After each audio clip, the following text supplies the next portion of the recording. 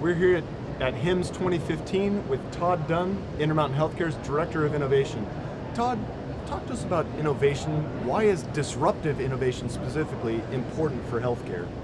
With Intermountain's mission of helping people live the healthiest lives possible, it's going to cause us to drive toward disruptive innovations. And the reason that that's important is we're not going to get to higher quality at a sustainable cost if we aren't willing to go after some of these disruptive innovations, not only in solutions and devices, but also in some of our processes in the way we deliver healthcare. Why is that?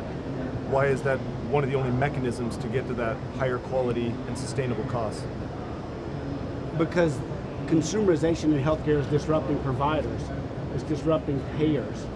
And as soon as we embrace what's happening on the natural side of the markets, then we'll have the mindset of disrupting ourselves. It's so easy to get comfortable when you're already good. But as Dr. Brent James says, it's not how good can we be, it's how good should we be.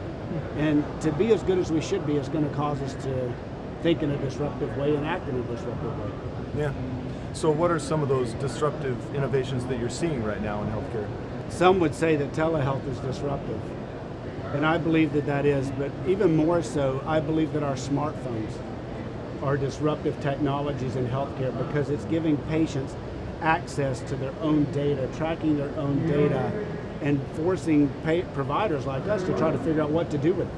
And so just that, there are over 7,000 healthcare startups in the country right now. Wow. And so everyone's trying to disrupt the markets, to say the least.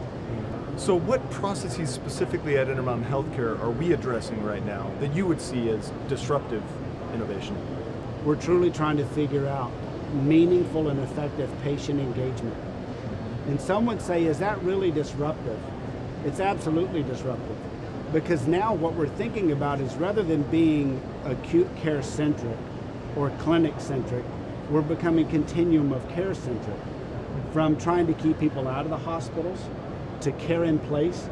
And so it's taking us across the entire continuum of care, and that in and of itself is a disruptive notion when you become responsible for someone very early in their life to someone very late in their life. Across that continuum, it disrupts a lot of processes and technologies that we have to have in place to do that well. I really like that saying, continuum of care centric. That's good.